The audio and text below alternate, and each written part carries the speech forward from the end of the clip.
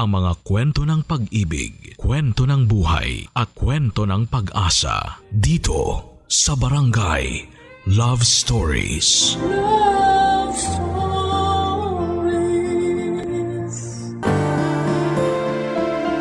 Ang halaga ng mga anak ay hindi lamang nasusukat sa kaya nilang ibalik sa naging sakripisyo ng mga magulang. Ang pagtrato sa kanila ng pantay ay paraan din ng pagpapakita ng tunay na pagmamahal na tanging ama't ina lamang ang makapagbibigay.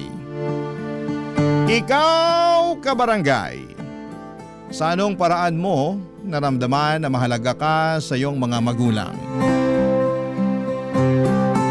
Dear Papa Dudut, magandang araw po sa inyo at sa lahat ng mga nakikinig ngayon sa Barangay Love Stories. Tawagin niyo na lamang po ako sa pangalang RJ. 27 years old na po ako nang magsimula ang aking kwento. Isa po akong introvert. Mahiyain na po ako mula pagkabata, kaya naman kahit consistent honor student naman po ako ay halos hindi pa rin ako napapansin ng nanay ko. Mas napapansin niya sina kuya at yung bunso kong kapatid na parehong sporty at achiever din sa eskwelahan. Gusto ni nanay na maging accountant ako pero dahil mahiyain ako ay hindi kaagad ako nakahanap ng trabaho. Parang ikinulong po ako noon sa sarili kong bahay, Papa Dudut. Hindi naman po talaga yon ang kurso na gusto ko pero si nanay ang pumili noon para sa akin dahil malaki raw ang sweldo ng mga accountant. Akala ko naman ay sosuportahan niya ako pero mula na mag-aral ako ay kinailangan ko pang mag-part-time job para may ipanggastos ako sa kolehiyo. Madalas din akong rumakit noon hanggang sa pinasok ko ang freelancing kahit na estudyante pa lamang ako. Dahil doon, Papa Dudut, ay nagkaroon ako ng allowance at nagkaroon ako ng sapat na panggastos. Hindi na ako umasa pa sa sustento ni tatay dahil si nanay din ang humahawak noon. Papa Dudut, nakatapos ako ng kolehiyo ng sariling sikap lamang. At nang mag-decide ako na ituloy ang freelancing ay hindi yun nagustuhan ni nanay dahil maliit pa ang kinikita ko noong time na yon.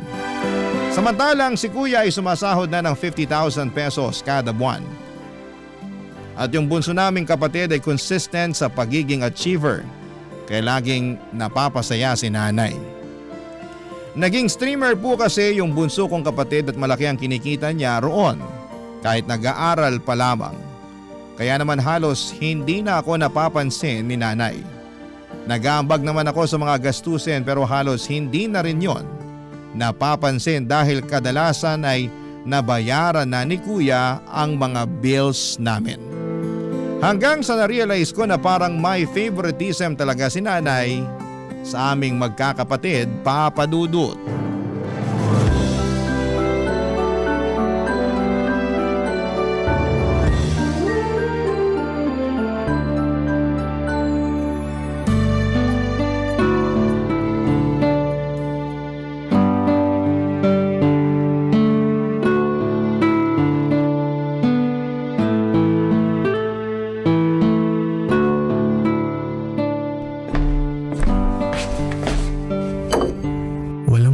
Kasirola. Nay, may ulam po ba kayong naitabi? Ay, wala na. Ubus na. Tulog ka kasi ng tulog dyan eh. Ayan, naubusan ka tuloy. Nagtatrabaho po ako sa kwarto. Hindi po ako natutulog lang. So, sinong niloko mo? Lagi kang nagkukulong sa kwarto mo. Tinatawag ka pero wala kang naririnig. Pasensya na po kayo kung hindi ko kayo narinig. Lumabas-labas ka kasi sa kwarto mo para hindi ka nabibingi.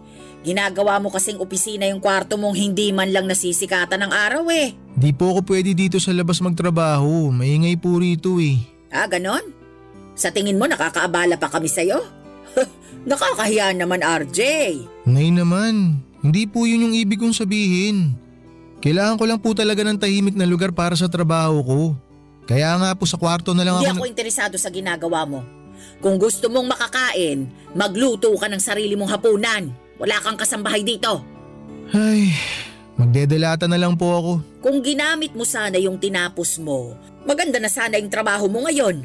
Yung kasabayan mo, kumikita na ng 60,000 monthly. Samantalang ikaw, Kulang pa sa sarili mo yung sinisweldo mo.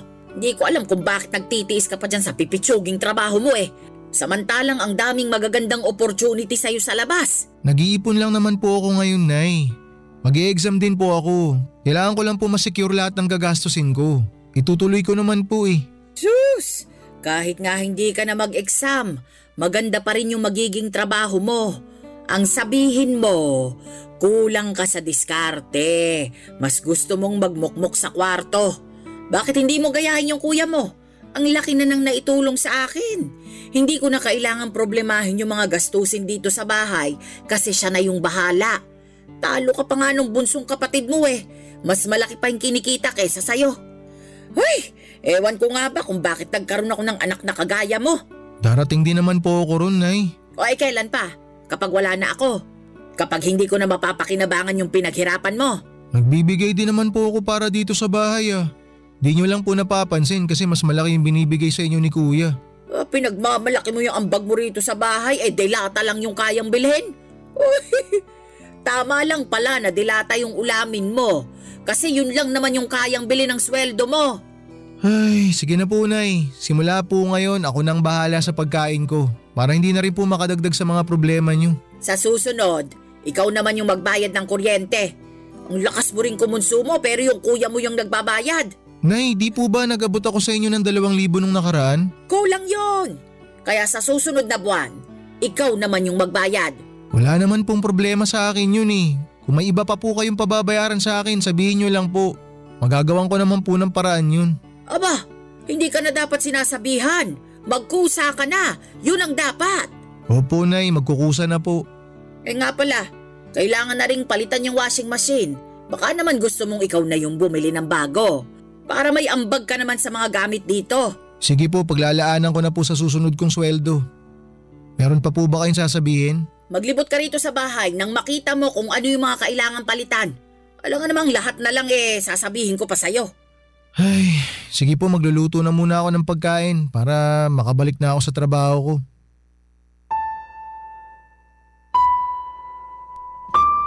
Papadudod sa kabila ng hindi patas na pagtrato ni nanay sa akin kumpara sa mga kapatid ko, ay ginagawa ko pa rin ang lahat para makatulong sa kanya.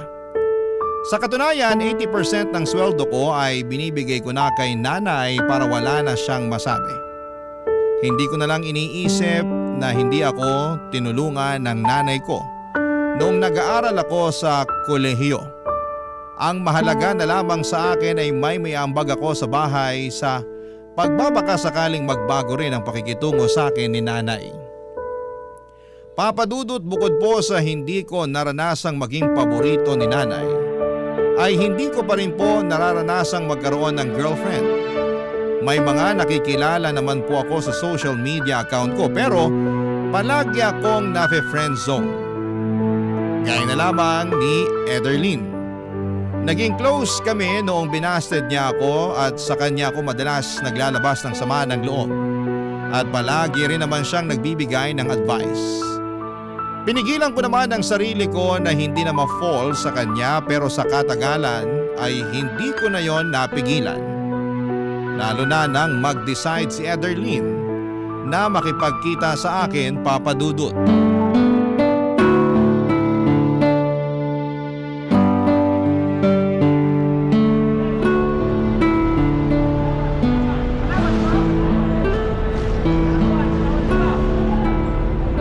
Nasaan na kaya si Ederlyn?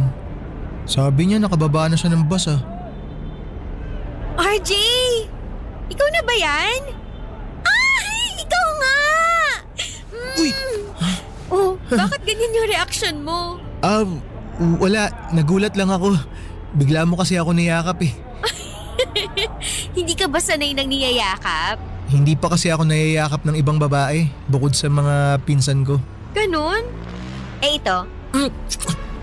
Bakit mo ako hinalikan sa labi? Para ako rin yung first kiss mo. Ha? Pero di ba ayaw mo naligawan kita? Dati yun kasi hindi pa naman tayo nagkikita sa personal. Feeling ko kasi noon parang ayaw mong makipag-meet kaya binasted kita. Ayoko naman ng online boyfriend lang. Sorry. Mahihain lang kasi talaga ako. Kita ko nga. Pero wag kang mag-alala. Ako na lang yung mag-a-adjust para sa'yo. Perfect kaya tayo. Isang introvert at isang extrovert. Magtatagal ka ba rito? Hindi, ilang araw lang ako rito. Gusto lang talaga kita makita tsaka para matupad na rin yung mga travel goals natin. Sabi mo, itutour mo ako dito sa Ilocos. Gagawin ko naman yun. Ang kaso, hindi kita madadala sa bahay. Okay lang ba kung ihanap na lang kita ng pansamantalang matutuluyan mo? Don't worry, okay lang naman sa akin na mag-hotel na lang muna. Ilang araw lang naman eh. Ako nang bahala sa pang-check-in mo. Huh? Hindi no, ako na. May budget ako para dito, kaya wag mo na akong alalahanin, okay? Basta ikaw yung tour guide ko. Pasensya ka na talaga. Kung hindi lang sana magagalit si nanay, doon na lang kita patutuluyin sa bahay. Ano ka ba? Okay lang talaga. Mas mag-worry ako kung mag-aaway pa kayo ng nanay mo dahil sa pagtuloy ko sa inyo. Ay, salamat at naiintindihan mo. Tara, samahan na kita mag-check-in. Okay, pero wag ka na muna umuwi Samahan mo muna akong kumain. Siyempre naman kakain tayo. Kung gusto mo, simulan ko na ngayon yung pag-tour ko sa'yo eh. Bukas na lang, medyo pagod pa kasi ako sa biyahe. Ang layo kasi. Sabi ko kasi sa'yo, ikaw na lang pupuntahan ko. Sorry, pero kapag hinintay ko pang ikaw yung pumunta sa akin, baka hindi pa rin tayo nagmi-meet until now. Ganun ba talaga akala mo sa akin? Honestly, oo. Paano kung sabihin ko sa'yong may nahanap na akong matutuluyan sana sa San Pedro? Di sorry kung na-judge kita. Pero ngayon, gusto ko lang ipaalam at linawin sa'yo na binabawi ko na yung pang-reject ko sa'yo noon.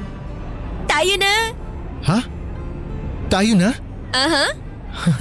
Salamat Akala ko kasi talaga wala nang pag-asa na maging tayo eh. Pwede ba akong yumakap? Kanina pa nga ako naghihintay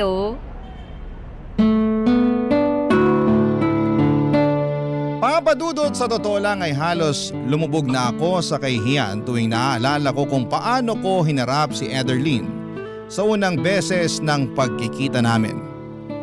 Hindi ko rin inaasahan na sa araw na yon pa niya ako sasagutin. Nakakahiyaman na siya pa mismo ang pumunta sa akin ay natuwa na rin ako dahil finally ay nagkita na rin kaming dalawa ng personal. Dahil bungangera ang nanay ko, gustuhin ko mang doon na lamang sa bahay magstay si Ederlyn, ay hindi ko na po ipinagpaalam pa kay nanay dahil alam kong hindi rin naman siya papayag. Sinamahan ko na lamang siya para mag-check-in sa isang hotel.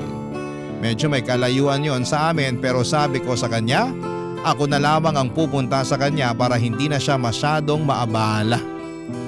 Papadudot, bukod sa vlogger at dati ring virtual assistant si Ederlyn, ay may kaya po ang pamilya niya. Parehong nasa medical field ang mga magulang niya.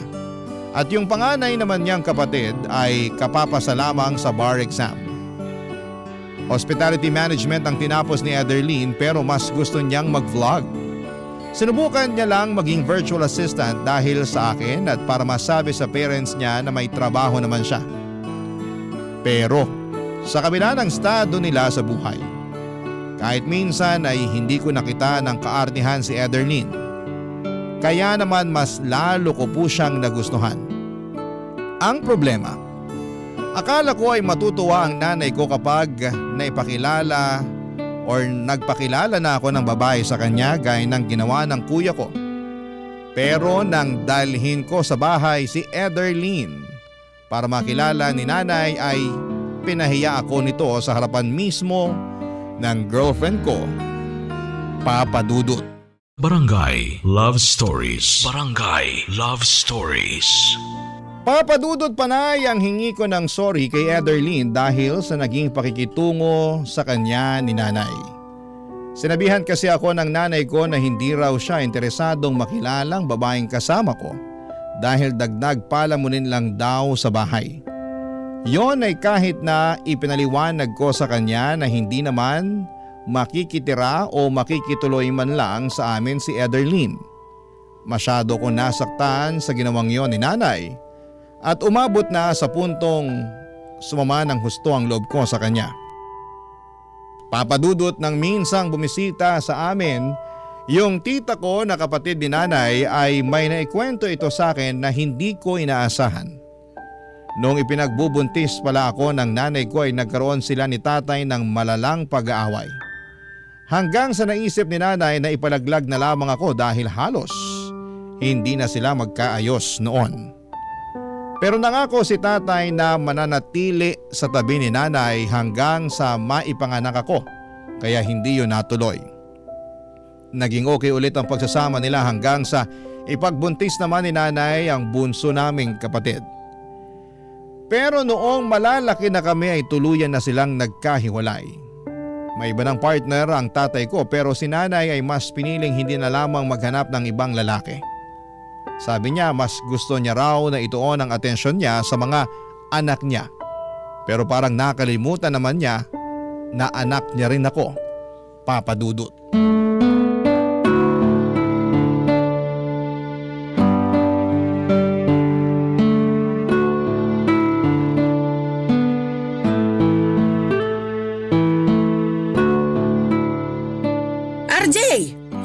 RJ!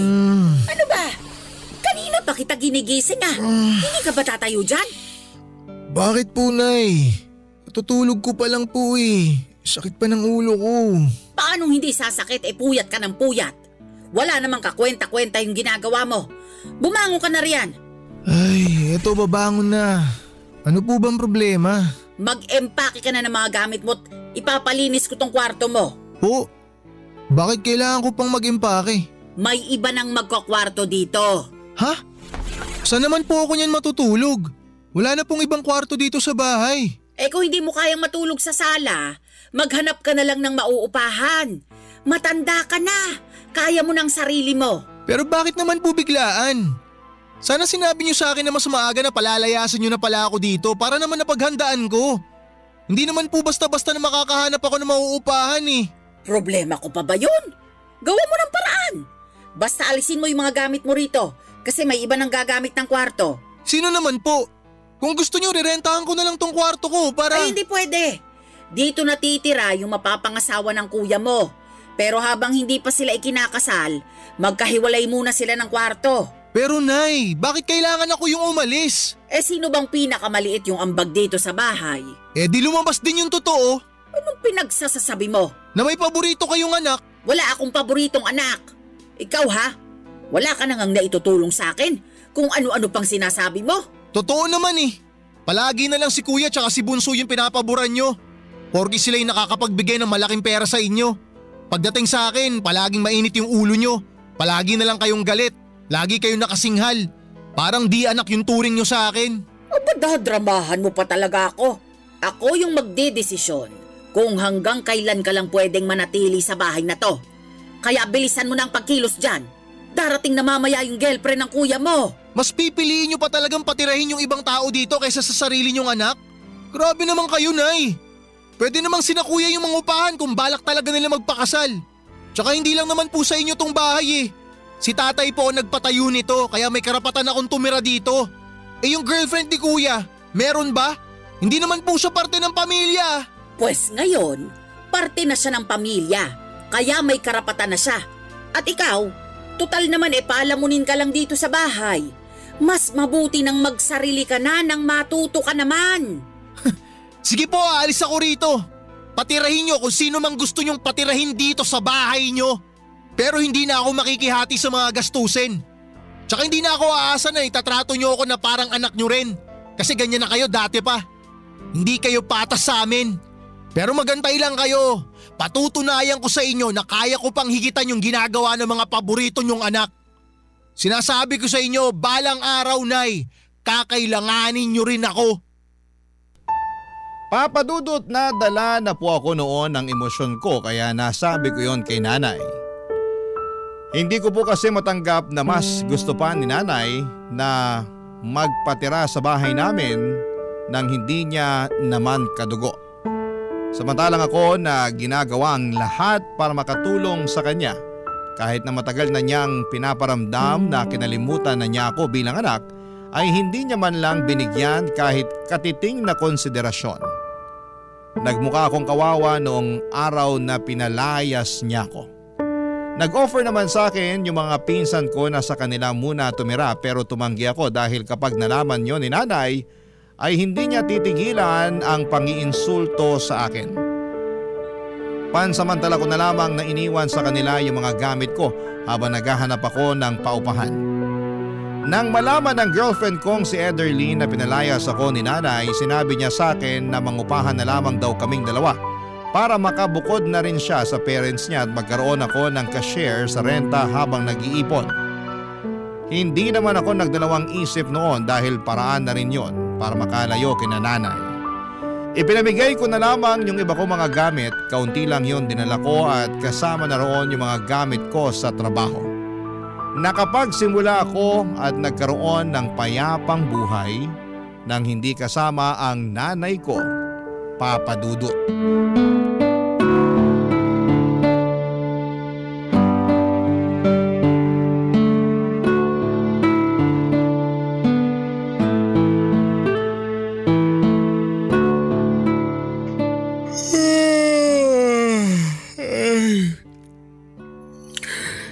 Tapos din. Babe, may karapatan na ako matulog. Eh di congrats. Sige na, matulog ka na. Ako na lang muna mag-grocery mamaya. Ha? Hindi, sasamahan kita. Mamaya na lang ako matutulog pag uwi natin. Ayan ka na naman. Okay lang naman sa akin na ako na lang muna. Wala pa naman akong gagawin eh. Nakapag-upload na ako kanina. Mukhang mas maganda yung kitaan dyan sa ginagawa mo ha. Pwede ba ako dyan? Alam mo, buti na itanong mo yan. Matagal ko na nga sanang gustong i-offer sa'yo. Pero ayoko lang kasi na ma-feel mo na baka naliliitan ako sa sweldo mo, kaya ako yun gagawin. Ikaw talaga? Di naman ako mag-iisip ng ganun. Gusto ko nga kumita ng malaki para mas mabilis makaipon. Para kapag nagkita ulit kami ng nanay ko, wala na siyang dahilan para maliitin at insultuhin ako. Nga pala, hindi ka man lang ba kinukumusta ng mga kapatid mo? Bakit naman nila ako kukumustahin? Sa sobrang masunurin nila kay nanay, baka nakalimutan na talaga nila ako. Tsaka di rin naman ako umaasa. Kung noon nga na nasa iisang bahay lang kami, parang hindi nila ako kilala. Ngayon pa kaya na malayo na ako sa kanila. Bakit ba kasi ganun yung pamilya mo? Kung ako siguro yung makakaranas niyan, baka na-depress na ako. Buti nga matibay pa rin ako kahit papaano. College pa lang ako, ganun na si nanay sa akin eh. Si tatay naman, once in a blue moon na lang kung mangumusta. Nagbibigay lang sa akin nung nag-aaral pa ako kapag naaalala niya. Kapag nakalimutan niya, sorry na lang. Hindi naman ako makapagsabi sa kanya kasi alam ko na hawak nung bagong partner niya yung Facebook account niya. Baka pag-awayan lang nila yung pagsuporta sa akin. Kaya ba nag-part-time job ka na lang noon? Oo. At never yun na-experience ng dalawang kapatid ko kasi mahal na mahal sila ni nanay. Ay, hindi ko talaga gets yung mga nanay na hindi patas sa mga anak nila. Pare-pareho lang naman kayong dugot laman ng nanay nyo. Pero totoo pala talaga yung ganun, no? Na may mga parents na may favoritism. Ay, hayaan mo na. Mas mabuti na rin siguro na nangyari to para hindi na lumalim pa yung sama ng loob na nararamdaman ko sa nanay ko. Nakakabilib ka talaga, babe. Gusto ko naman yung part na may gusto kang patunayan sa nanay mo. Dama ko yung gigil mo ron eh. Pero nararamdaman ko rin na mahal mo pa rin siya. Hindi naman basta-basta mawawala yun. Nanay ko pa rin naman siya. Nanay mo nga siya, pero parang hirap na hirap naman siyang magpakananay sa'yo.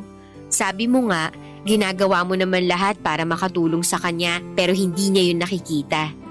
Pero pagdating sa dalawa mong kapatid, may special treatment siya. Ibig sabihin ba nun, magiging nanay lang siya kapag malaki na yung naiaabot na pera? Eh di parang sinusweldohan nyo na lang siya sa pagiging nanay niya sa inyo. Ewan ko ba dun kay nanay? Masyadong mainit yung dugo niya sa akin. Iniisip ko nga, kung naging CPA kaya ako, palalayasin pa rin kaya niya ako. Ikaw lang makakasagot niyan, babe. Ikaw yung mas nakakakilala sa nanay mo eh.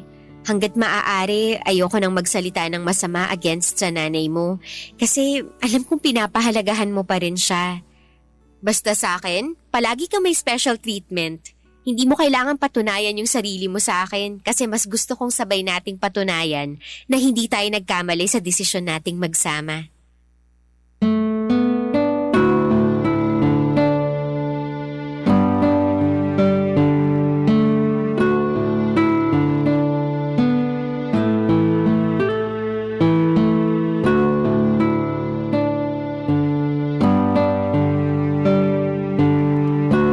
Dudot, parang nagkaroon ako ng kalayaan at kakaibang saya mula nang palayasin ako ni nanay.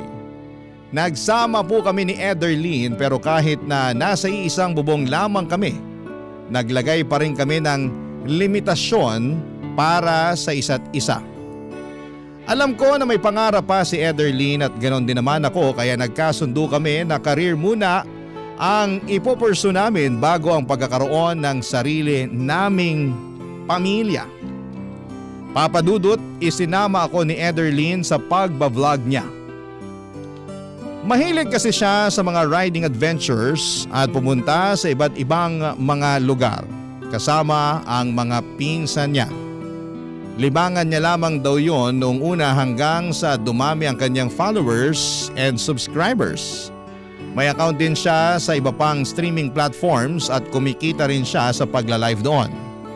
Nakabili siya ng may kamahalang motor na ginagamit niya sa pag-rides.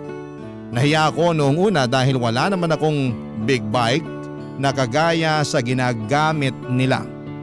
Pero pinahiram ako ni Ederlyn ng pera para makabili ako ng sarili kong big bike, Papa Dudut.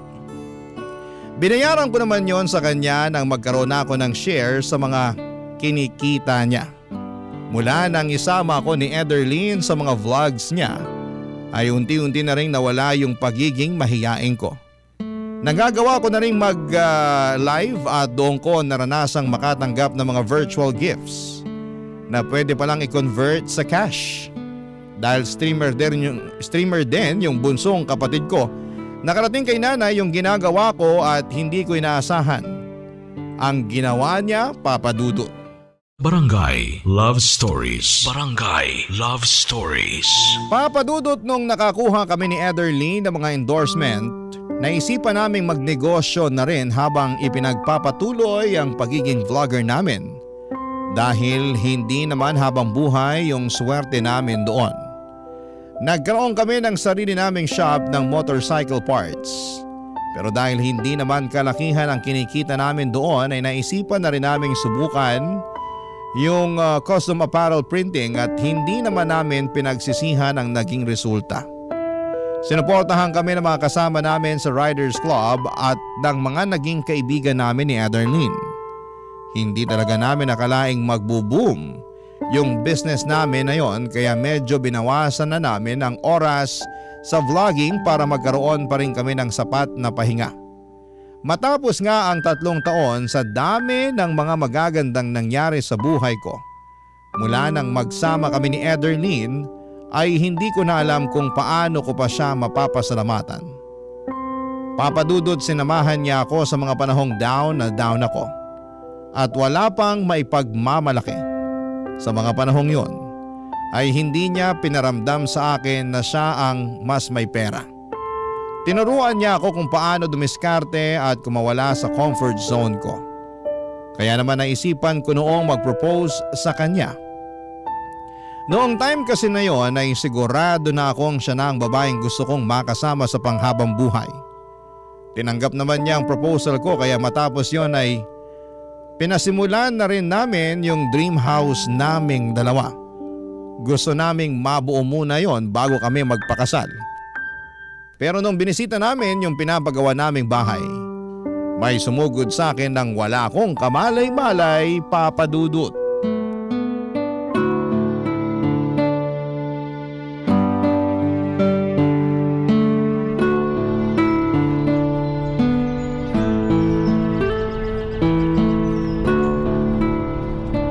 Matagal-tagal pa bago matapos tong dream house natin.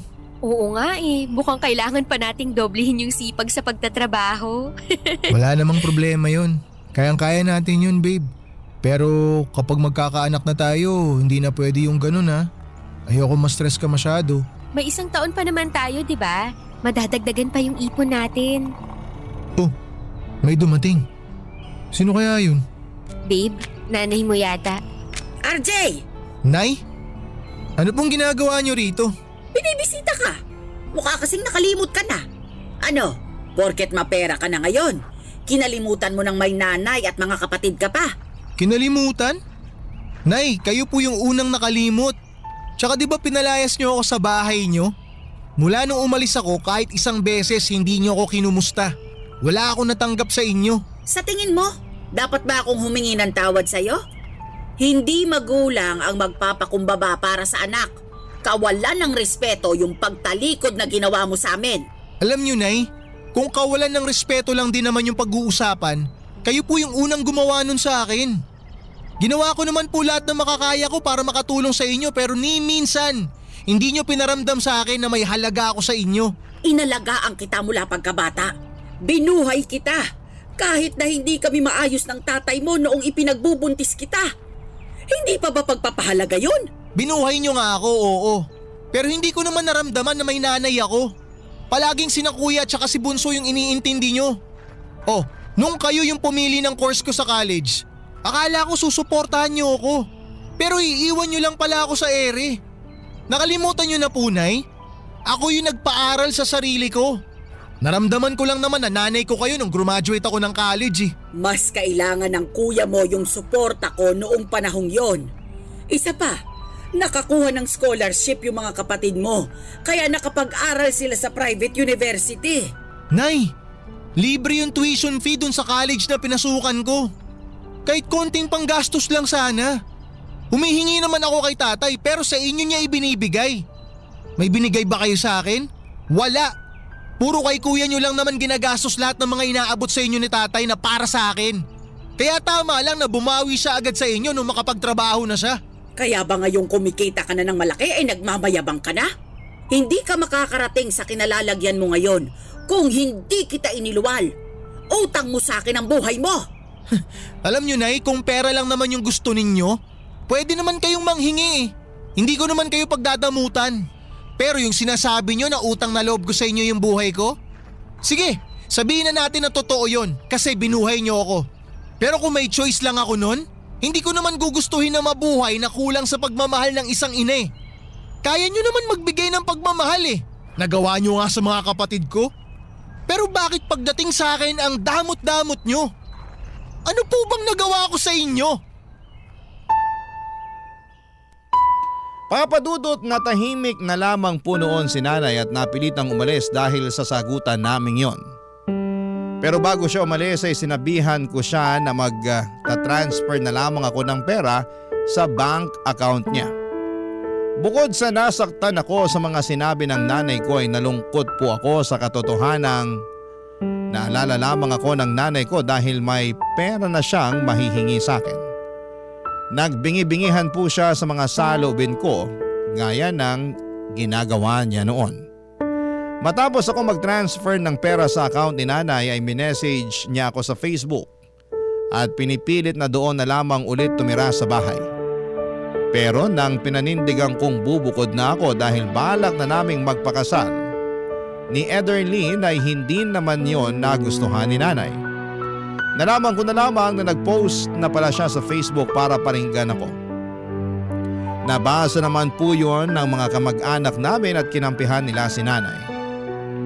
Dinilit naman po ni nanay yung Facebook post niya pero wala na rin pong silbi yon dahil masama na ang tingin sa akin ng mga kamag-anak namin.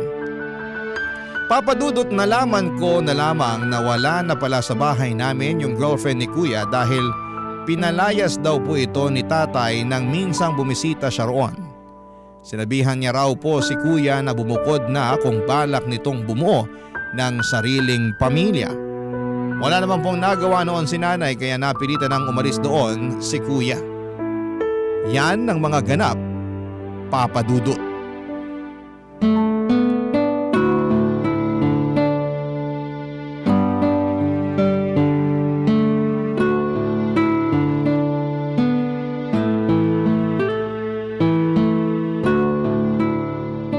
Ano babe, kumusta sa bahay niyo? Ayun, dalawa na nga lang sila ng kapatid kong bunso. Pero magulo pa rin. Bakit naman? Yung bunso kasi namin natutong bumarkada. Porke maagang kumita ng sariling pera, lumaki yung ulo. Hindi na nakikinig kay nanay. Kaya ngayon, bukod sa hindi na nakakapag-live streaming, hindi pa pumapasok sa school. Kaya dropped out ang kinahinatnan. Gusto ni nanay na pagsabihan ko yung kapatid ko, hindi naman makikinig sa akin yun. Nangihingi siya ng suporta. Pag-aralin ko raw hanggang makatapos ng college. Anong sinabi mo sa nanay mo? Pumayag ka ba? Wala naman sanang problema sa akin yun kasi kaya ko pang diskartehan, pero hindi ko naman nakikita sa kapatid ko na gusto niya mag-aral eh. Halos hindi na nga umuuwi sa bahay. Yung tatay mo, ayaw na bang suportahan yung kapatid mo? Ayaw na eh. Wala na raw siyang ganang suportahan yung ganong katamad mag-aral. Hindi ko naman siya masisisi. Sino ba naman kasing gaganahan magpaaral sa taong hindi naman nagpupursigi? Nakakaloka talaga yung pamilya niyo, babe. Buti na lang, iba ka sa kanila. Kung hindi ako pinalayas noon ng nanay ko, impyerno pa rin sana buhay ko ron. Ano palang plano mo? Makikipag-ayos ka ba sa nanay mo? Ay, hindi ko alam babe. Parang kahit ano namang gawin ko, masamang anak pa rin ang tingin niya sa akin eh. Pero nagbibigay ka naman ng pera sa kanya, di ba? Oo, nagbibigay pa rin ako. Hindi ko siya pagdadamutan. Pero di na ako umaasang magkakaayos pa kami. Di na rin ako umaasa na mararamdaman ko pa na mahal ako ng nanay ko. Buti pa nga si tatay kahit na para siyang kabuting pasulpot-sulpot lang sa bahay, may malasakit pa rin siya sa akin. Sorry ha, pero kaya lang naman kayo nagkasira-sira kasi masyadong mukhang pera yung nanay mo. Hindi kaya yun din yung dahilan kaya sila naghiwalay ng tatay niyo? Hindi ko alam kung ano talagang dahilan ng paghihiwalay nila. Pero sa nakikita ko, mukhang ganun na nga. Tsaka kung titingnan si tatay, hindi rin niya pinagsisisihan na hiniwalayan niya si nanay. Masaya na siya sa bago niyang partner. Tsaka okay naman kami ni tatay. Tinanggap ko na lang na iba na yung priority niya. Pero ang importante, naaalala niya pa rin na may mga anak siya kay nanay. Pero yung nanay mo, sa tingin mo ba, wala na talagang pag-asa na maayos yung relasyon niyo? Paano kapag ikakasal na tayo, hindi mo ba siya iimbitahin? Sa totoo lang, di ko alam. Baka mag-skandalo pa siya sa simbahan pag nagkataon eh. Alam mo babe, mas maganda pa rin talaga na magkausap kayo ulit. Yung mas mahinahon at mas maayos na pag-uusap para maintindihan niyo yung isa't isa. Ang hirap kasi na may mabigat ka pa ring dala-dala kasi hindi maayos yung relasyon yung mag-ina. Alam ko naman na hindi ikaw yung nagkulang. Pero subukan mo lang na ikaw ulit yung lumapit sa kanya. Baka sakaling lumambot yung puso niya sa'yo. Ay, sige, susubukan ko. Basta babe, kahit anong mangyari dyan sa gagawin mo, nandito lang ako. Hindi ako makikialam sa pag-uusap niyo kasi baka mas lalo lang gumulo. Lalo na hindi ako gusto ng nanay mo. Oo babe, huwag ka nang makialam. Ayoko rin kasi na madamay ka sa gulo na meron yung pamilya ko eh. Tsaka wala ka namang kailangang gawin. Yung suporta mo pa lang sa akin, sobra-sobra na. Kaya kung hindi man ako sinuwerte na magkaroon ng masayang pamilya, kayang gawa ng paraan yun. Bubuo na lang tayo ng dream family natin. Papadudot mula nang mawala sa bahay si kuya ay hindi na ito nagbigay pa ulit ng pera kay nanay. Kaya naman sa akin na palaging nangungulit ang nanay ko. Nangungumusta naman siya pero bago pa man ako makasagot ay may kasunod na kaagad na hihingi siya ng pera. Kahit nag-uusap na kami at sinusubukan kong makipag-ayos sa kanya ay parang wala pa rin namang nagbago sa relasyon namin. Mas gusto pa rin niyang makasama si kuya. Nabalitaan ko kasi na pinupuntahan niya si kuya sa inuupahan nito at minsan ay naglilinis pa doon. Pero kahit na hindi na nagbibigay sa kanya si kuya ay hindi niya ito pinagsasalitaan ng kagaya sa ginagawa niya sa akin. Hanggang sa pagkakataong yon ay pinapakita pa rin niyang favorite niya si kuya kahit ako na ang sumusuporta sa kanya. Pero noong malapit na ang kasal namin ni Ederlyn, nagulat na lamang po ako noong dumating si nanay sa bahay namin. Umiiyak siya at gustong humingi ng tawad sa mga nagawa niya sa akin. Nalaman ko na itinaboy pala siya ni kuya at ipinahiya sa harapan ng girlfriend nito nang masunog ni nanay nang hindi sinasadya ang kabibili nitong damit. Sino ba naman po ako para hindi ko patawarin ang nanay ko, Papa Dudut? Sa ngayon ay maayos na po ang relasyon naming mag-ina. Natuloy na rin po yung kasal namin ni Ederlyn pero sa halip na gawin naming magarbo ay intimate wedding na lamang po ang pinili naming mag-asawa. At syempre kasama ko po roon ang dalawa kong magulang. Kahit nahiwalay na sila, pinili pa rin nilang maging magulang para sa akin noong araw na yon, kaya hindi ko po yun makakalimutan. Hindi ko man po naayos ang relasyon ko sa dalawa kong kapatid, kahit papaano ay gumaan na po ang pakiramdam ko dahil okay na kami ng nanay ko. Hanggang dito na lamang po ang kwento ko, Papa Dudut. Maraming salamat po sa inyo at sa lahat ng bumubuo ng Barangay LS. Ang inyong forever kapuso at kabarangay, RJ. Barangay Love Stories. Barangay Love Stories. Ako, gigil na gigil talaga ako sa nangyayari sa kwento natin. O ikaw, kabarangay, kumukulo rin ba dugo mo? Pwede kang mag-iwan ng comment sa ating comment section. Barangay LS 97.1. 97.1 Forever. Number 1.